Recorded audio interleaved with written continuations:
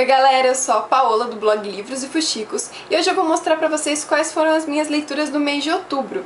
Mês passado eu li 11 livros, 7 em formato físico, 4 em formato em e-book. O primeiro livro que eu li foi o romance O Amor Mora ao Lado, da Debbie Macomber.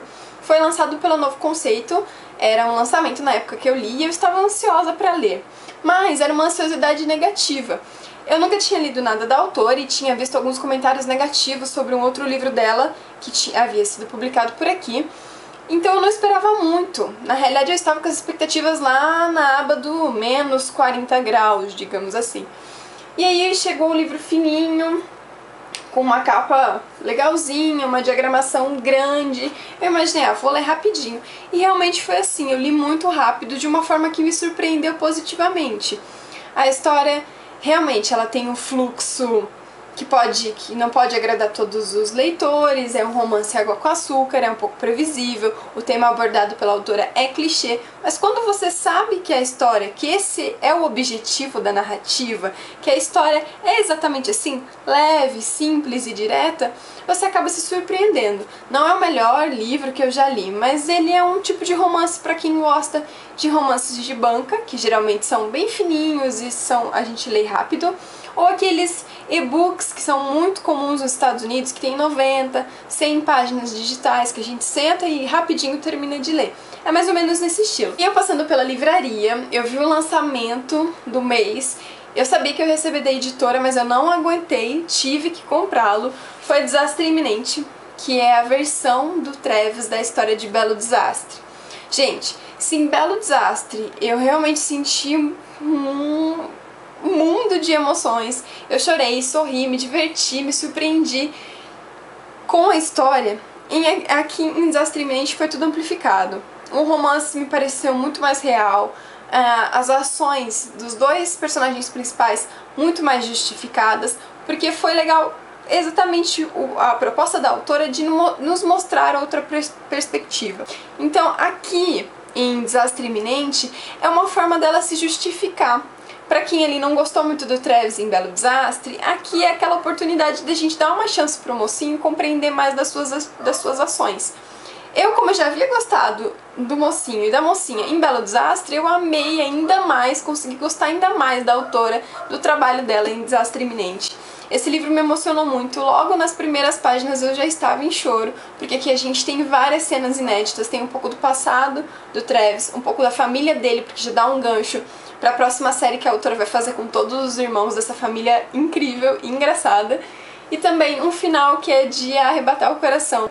E, além desse livro ser ótimo, tem uma novidade quentinha de que a autora vai publicar uma nova versão, digamos assim, uma nova obra com um enlace amoroso dos mocinhos aqui, que aí enrola, talvez, não sei, pra quem já leu, um casamento, então é bem bacana. E aí, eu fui ler o Juvenil, Quem Poderia Ser Uma Hora Dessas, do Lemon Snicket, mesmo o autor de Desventuras em Série. Gostei demais desse livro. Ele tem uma abordagem super juvenil, realmente, não tem como falar que não é, tem várias figuras, a leitura é super fluida, muito rápida. E ele coloca, assim, o mocinho que tá narrando, ele já passou pela aventura e agora ele tá nos contando como foi. Então ele tem aquela visão de que ele já sabe o que aconteceu no final, ele já sabe o que realmente aconteceu, quem era o vilão verdadeiro da história.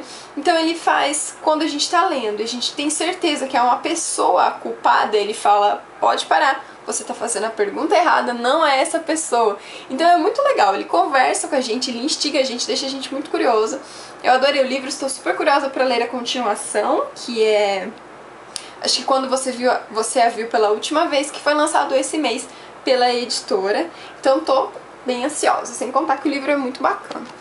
E aí ainda na onda dos juvenis, eu fui ler Passarinha, que eu tinha certeza que era um livro que bem assim infanto-juvenil. Eu sabia que ele tinha uma conotação emocional, mas eu não imaginava que era tanto. Até porque o exterior do livro dá essa impressão de ser mais juvenil, mas não é nada disso. Ele é a história de uma menininha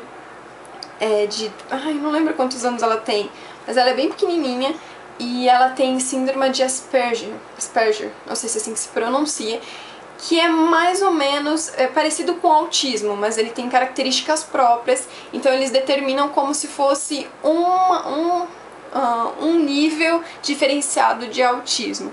E as crianças que têm esse tipo, as pessoas que têm esse tipo de síndrome, eles têm muita dificuldade com a representação de emoções.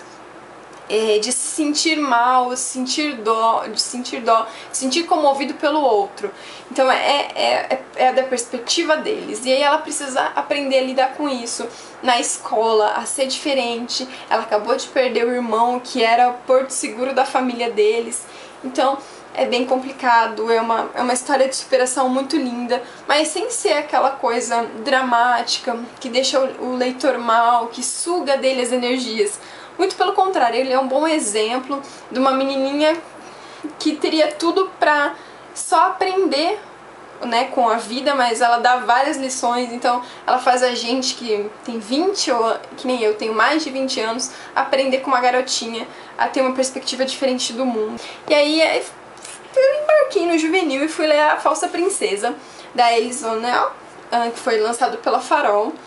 Eu estava bem curiosa para ler esse livro, já tinha visto várias resenhas positivas, e ele é um volume único, então eu estava mais curiosa ainda, porque faz muito tempo que eu não li um livro juvenil com um quê de fantasia, que eu não imaginava que tinha aqui, e medieval, né, que é uma época que eu adoro, com início, meio e fim. Sempre tem ali, não que eu esteja reclamando das continuações, mas sempre tem, né, uma trilogia, uma série e tal, mas aqui não, é início, meio e fim, e eu adorei.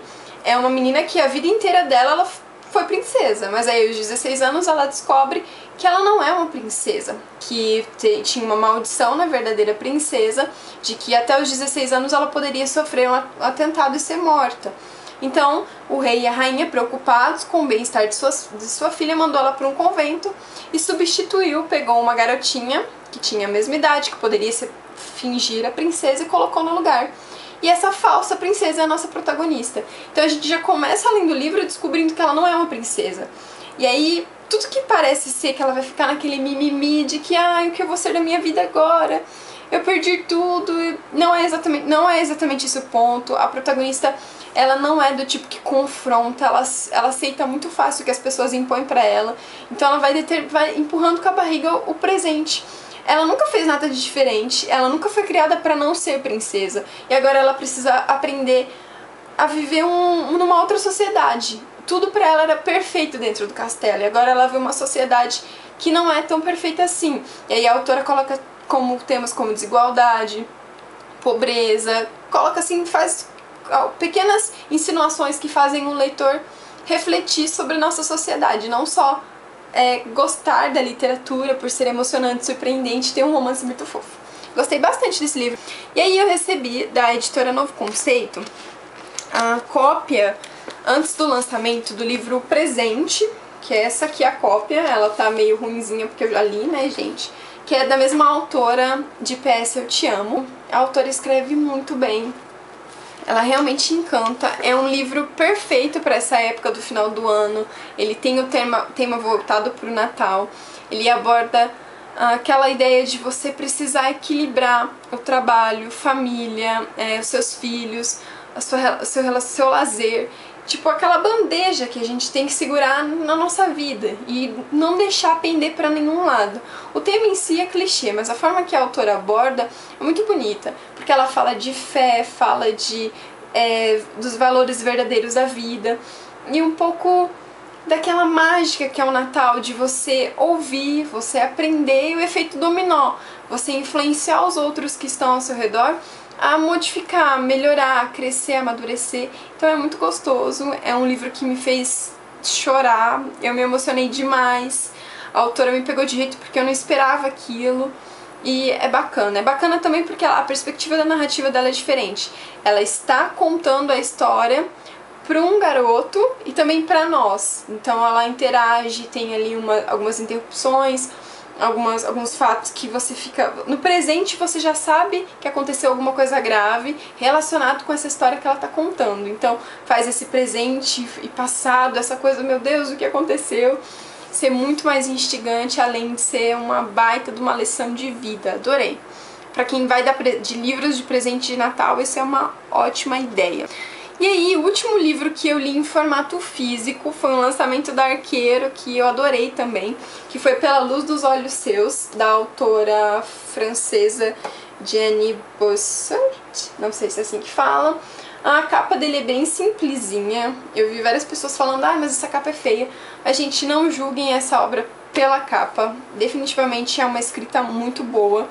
Claro que eu imaginava uma coisa super emocionante, melancólica, mas não, ele realmente é um livro que emociona, que prende o leitor, mas ele não deixa de ser engraçado, leve, rápido de ler, porque ele é fininho, você começa a ler quando você vê se já tá terminando.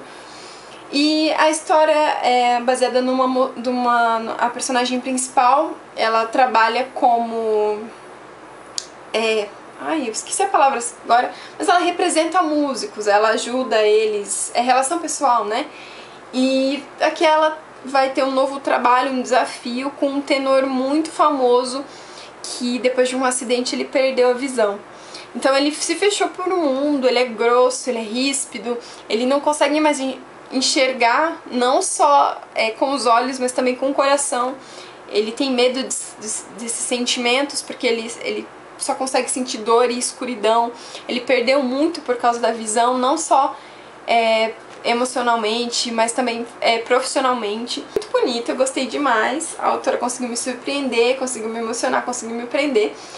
Também não é aquele tipo de livro que é incrivelmente belo, como eu já disse, né, de chorar, de suspirar, não é assim. Acho que esse que é o grande pegado, porque ele é emocionante, ele tem uma história bacana sem aquele tipo de chororô, melancolia, né?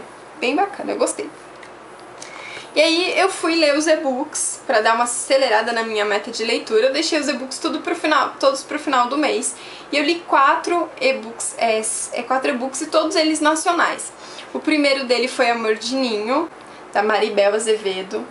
Já tem resenha no blog. Eu adorei esse livro.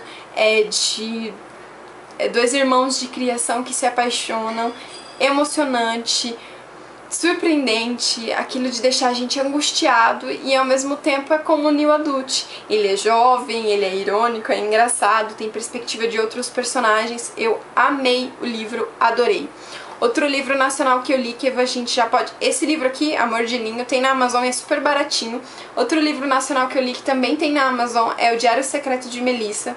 Esse aqui eu recebi de parceria com a Letícia, por isso que eu consegui ler ele no Kobo. Ele também é um new adult.